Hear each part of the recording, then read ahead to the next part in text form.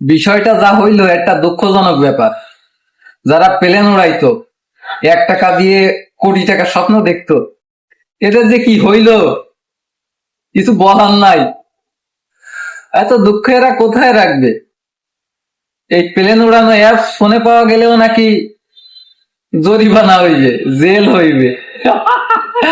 হাস্যকর হলেও সত্য, এরা হচ্ছে আপনার কি বলে অর্ধেক মরে গেছে এই নিউজ শুনে। এরপরে যদি ধরা খায় তাইলে শেষ, আমসালা দুইটাই যাবে।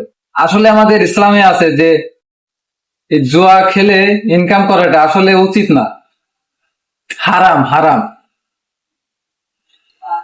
ওই যে বলে না যে ধর্মের কল বাতাসে নড়ে, তা ধর্মের কল বাতাসে নড়ে গেছে, এখন ভালো হন।